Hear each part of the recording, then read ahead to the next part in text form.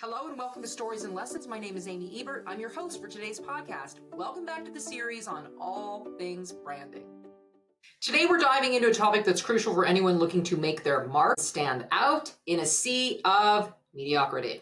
Finding your unique brand voice. We'll cover what it means to have a brand voice, why it matters, and how you can uncover and refine yours. Plus, we've got some compelling examples, stories, and lessons to illustrate the journey. So let's settle in and get started. But first, be sure to subscribe and follow the show so you never miss an episode. And depending on what platform you're on, hit that like button and leave a positive 5-star review. This helps our channel grow.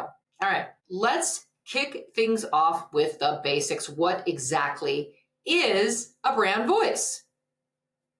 Think of it as the unique personality and style of your communication. It's how you express yourself through words, tone, and overall vibe. Your brand voice should be consistent across all platforms, whether it's your website, social media, podcasts, or videos of any sort. Videos, texts, emails, all of it, but 100% your videos.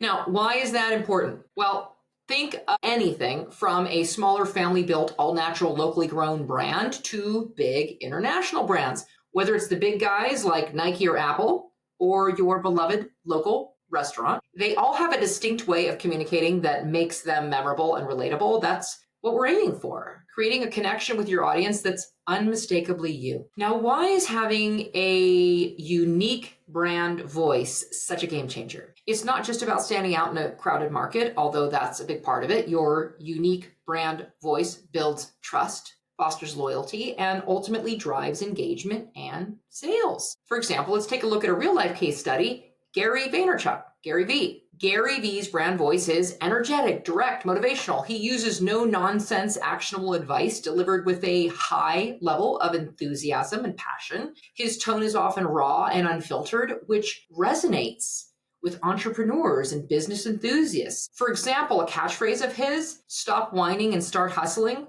Gary's message often centers around hard work, perseverance, and practical strategies for business success. And I don't think the guy has an off button. That's Gary Vee. Another example of a distinct personal brand voice, Tony Robbins. Tony Robbins' brand voice is powerful, dynamic, and motivational. He uses commanding and persuasive language to inspire massive action and change. His tone is confident and authoritative, which helps instill a sense of urgency and capability in his audience. Here's an example catchphrase of Tony's: "The only limit to your impact is your imagination and commitment."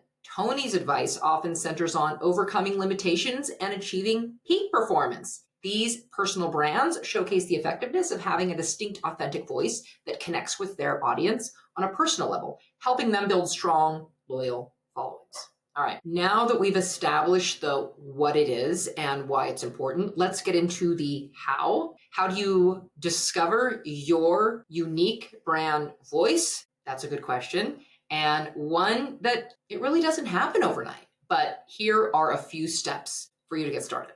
First, reflect on your core values and mission. Some might even call it your purpose. What drives you? What do you care about? What do you want to achieve with your brand? What do you want your brand voice to be known for? What is your unwavering truth? This will be the foundation piece of your voice. Second, and very, very important, think about your audience. Who are they?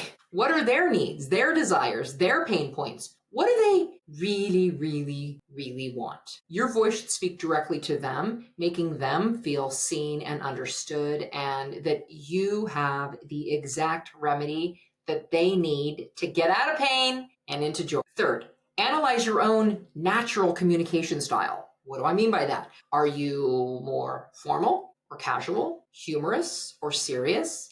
I'd like to think I'm a little of both. What do you all think?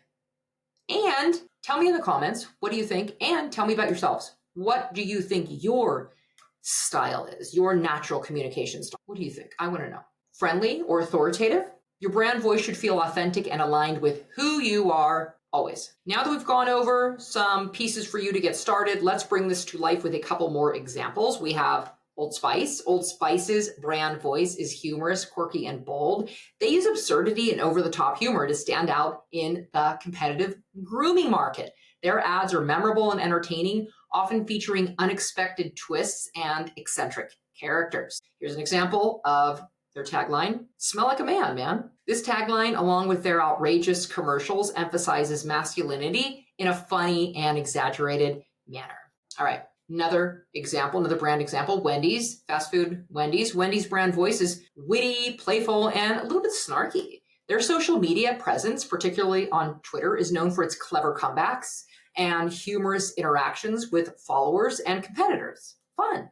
They use a casual and conversational tone that appeals to a younger audience. Here's an example of something that they do.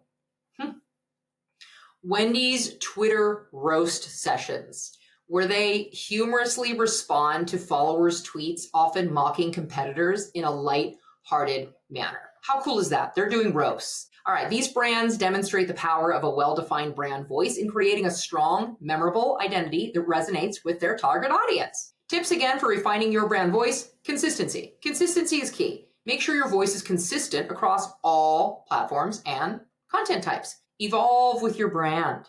Your voice may change as your brand grows and evolves, and that's okay. Embrace it. Have some fun. Practice, practice, practice. The more you create content in your brand voice, the more natural it will become, and the more you grow your know, like, and trust factor with your audience. Here are a couple of examples of personal brands within an industry that couldn't be more different in their messaging and branding, which can help you in niching down your unique brand voice. These brands are none other than the personal brands of Tiger Woods and John Daly. Tiger Woods and John Daly are strikingly different, reflecting their distinct personalities, lifestyles, and approaches to the game of golf. Here's a breakdown of the key differences between their brands. All right, we'll start with John Daly. His persona is more of a rebel and a maverick. John Daly is known as the bad boy of golf. His brand is built around his rebellious, larger-than-life personality and his grip-it-and-rip-it playing style. Authentic and unfiltered, Daly's brand is raw and unfiltered with a what you see is what you get attitude. He's open about his personal struggles and vices, including his battles with alcohol and gambling. Definitely could probably make him relatable.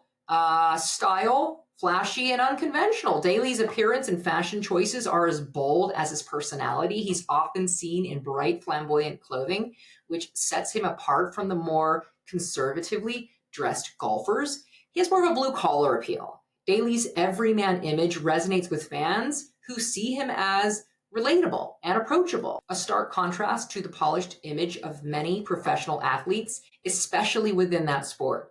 He makes people feel like, hey, maybe I could be a professional golfer too, or hey, at least I could, maybe I'd be friends with this guy, right? His brand message is more about resilience and imperfection. Daly's brand embraces flaws and resilience, appealing to those who appreciate honesty and the ability to bounce back from setbacks, which could help a lot of the perfectionists who are paying attention. Embrace the imperfect. Fun and entertainment. His brand emphasizes fun and entertainment, often prioritizing a good time over a conventional approach to the sport. All right, Tiger Woods. His persona is more of a disciplined and driven vibe. Tiger Woods is known for his intense focus, discipline, and drive to be the best. His brand is built on his meticulous preparation, mental toughness, and dedication to excellence. He's more reserved and private, prefers to be anyway. Unlike Daly, Woods has been more reserved and private about his personal life, maintaining a more controlled public image. His style is classic and elegant. Woods' appearance is polished and professional. His fashion choices are stylish yet conservative, reflecting the traditional values of the sport of golf. He has more of a high-end appeal. Woods' brand has a high-end premium appeal, aligning with luxury sponsors and high-end endorsements. His brand message is more of excellence and perfection. Woods' brand is centered around the pursuit of excellence and perfection, appealing to those who strive for success and greatness. In the messaging, there's legacy and inspiration. His brand emphasizes legacy, inspiration, motivating fans and fellow athletes to achieve their highest potential through hard work and determination. So what does this mean as far as brand, impact, and audience? John Daly appeals to a more diverse and often blue-collar audience who appreciate his unfiltered nature and see him as a symbol of resilience and authenticity. His brand is relatable and entertaining, attracting fans who value honesty and fun. Tiger Woods appeals to a broader and often more upscale audience who admire his pursuit of excellence, discipline, and professionalism. His brand inspires those who aspire to greatness and appreciate a polished, high-performance image. So while both Daly and Woods are celebrated golfers, their brands represent different facets of the sport and appeal to different segments of the audience. Daly's brand is all about authenticity, fun, and resilience, while Woods' brand focuses on excellence, legacy, and inspiration. And remember, finding your unique voice is more of a journey. It's not a destination. This is not a once it's done, then I'll go do something. It's more of a take the action and learn as you go. It takes time, experimentation, and self-reflection, but it's absolutely worth it. And if you're a professional who's ready to take your on-camera magnetism to the next level so you can become the highly sought-after go-to expert in your field, enroll in our 10X On-Camera Masterclass at 10xoncamera.com. It's a game changer. Having said that, thank you for listening to today's podcast. If you got value from what we've provided, why not spread the love by sharing this episode with someone? Subscribe to or follow the show so you never miss an episode, and give us a positive 5-star review or a thumbs up, depending on which platform you're currently on, and share with others. For more stories and lessons, check out some of my other episodes in the series. Thank you for showing up, and be well.